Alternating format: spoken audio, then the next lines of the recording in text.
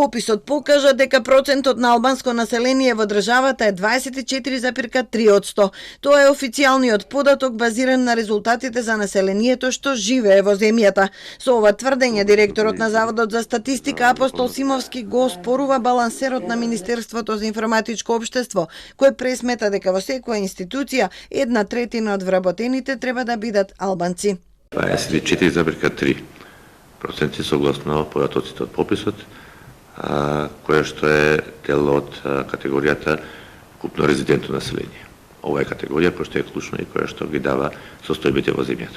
Пописот на резидентното население е реализиран согласно меѓународните стандарди и препораките на Обединетите нации, потсетува Симовски. Нашата земја се обиде да обезбеди и податок колку лица, кога и зошто се иселени, но тие податоци се нецелосни од различни причини.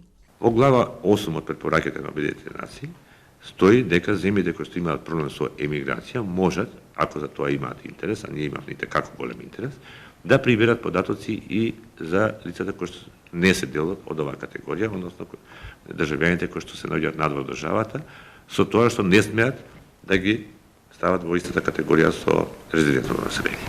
За статистика е особено спорно и противуставно импутирањето етничка припадност на 6,4% кои самите лично не се изјасниле што се. Министерството се јави пред да објави балансерот од заводот, јас не бев лично тука, разговарав со моите колеги, и ми беше кажано која категорија е клучна. Што понатаму презелови, не знам и не можам да дам одговор.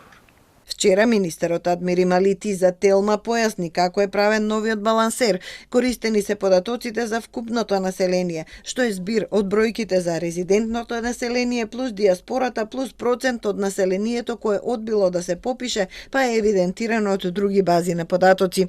Алатката балансер служи за соодветна и правична застапеност на етничките заедници во сите јавни и државни институции и се применува од 2016-та.